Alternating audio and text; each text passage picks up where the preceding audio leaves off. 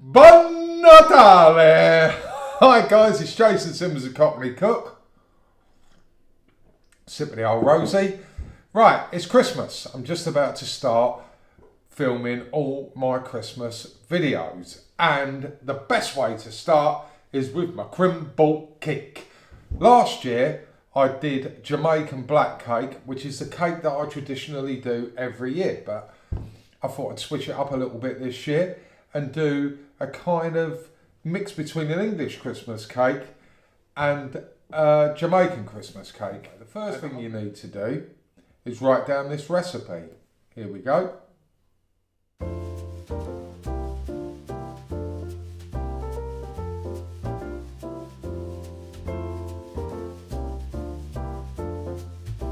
We started off by soaking our fruit, and this is how I did it. Start by getting yourself a nice big bowl and add all your fruit to the bowl.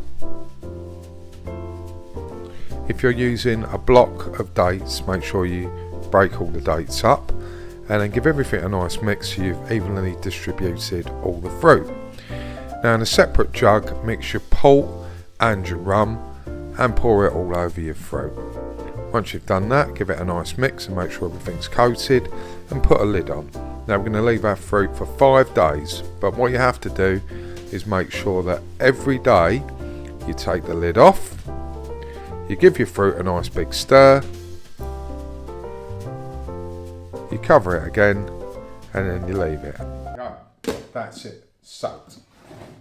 Now in a traditional English cake, you just use the fruit like that.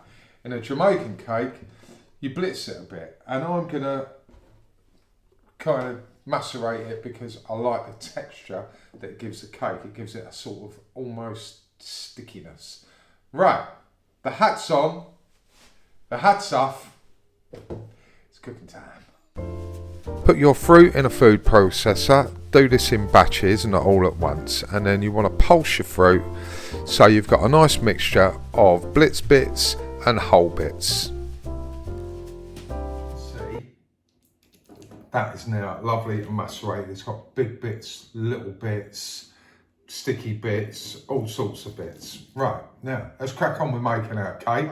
I'm going to go through the ingredients. I know that I've had the recipe up, but I'm just going to kind of go through it one more time. We want 175 grams of plain flour. We want 75 grams of self-raising flour. And we're also going to use half a teaspoon of baking powder.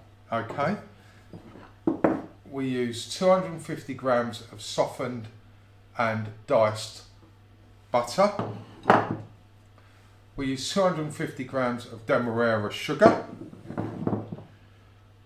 75 grams of flaked almonds. It's exciting.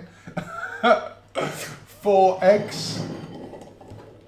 We want the zest of 2 oranges. We've got 1 teaspoon of pure vanilla extract.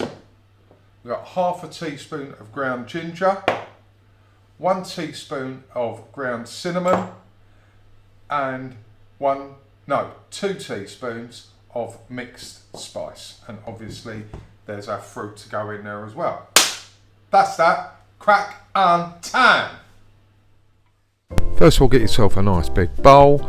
You can use a stand mixer or a hand mixer. Add your eggs and your softened butter. Once you put your butter in, then get your demerara sugar. Pop your demerara sugar in, your flaked almonds and your tablespoon of black treacle. And mix everything, making sure everything is well combined. Your sugar and butter have mixed well, and do that for a couple of minutes. Then we add our dry ingredients, including our spices. Then give this all a mix, making sure everything is well combined, and you want to mix this for a couple of minutes.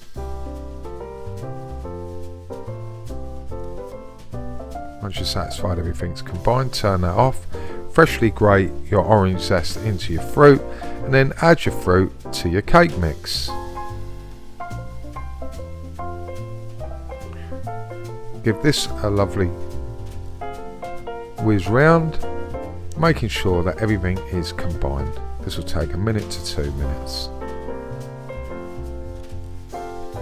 Once you're completely satisfied everything has combined well, pour all of your cake mix into your greased tin. I'm going to cook this cake low and slow, so we want our oven on 140 and we're going to cook it for roughly 3.5 hours. Check it halfway through. If it's taking on too much colour, cover it in tin foil, and at the end do the skewer test, and if the skewer comes out clean, it's cooked. Right, allow it to cool, and then you want to pierce the top and you want to feed it every 2 to 3 days with your dark rum. A week before you ice it, stop feeding it, and then you won't discolour the icing. And that is a Cockney Cook Christmas production.